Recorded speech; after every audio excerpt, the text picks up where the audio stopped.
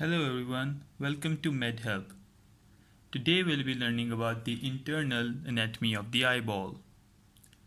This video is a continuation of the anatomy of the eyeball part 1, so make sure to watch that video as well. Let's get started. The interior anatomy of the eyeball is divided into two segments. They are divided into the anterior segment and the posterior segment. It is the posterior lens capsule that divides these into two segments.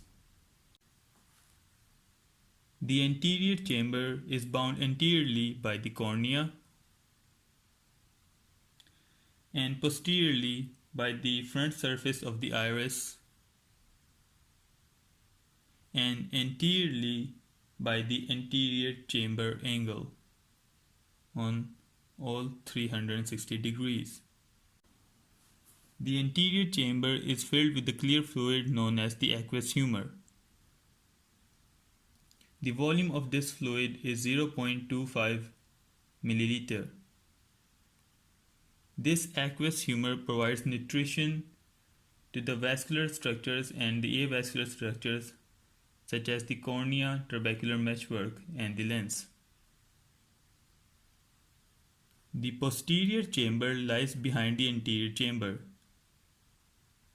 and it is bound anteriorly by the iris and posteriorly by the lens and the zonules.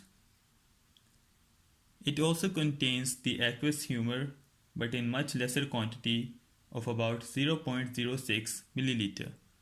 Now let's talk about the posterior segment. The posterior segment lies behind the zonules and the posterior lens capsule. So therefore it is bound anteriorly by the lens, zonules and the ciliary processes, and posteriorly by the retina and the optic nerve. It contains a viscous humor known as the vitreous humor, which is a transparent jelly-like structure composed of 99% water and 1% solids of about a volume of 4.5 milliliter. We'll also talk briefly about the crystalline lens of the eye.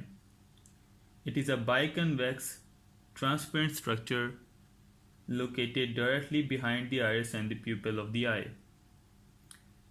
It lies in front of the vitreous body and it takes part in the refraction of the light and the accommodation.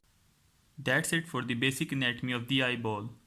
Thank you for watching. Please make sure to like, subscribe and share the video.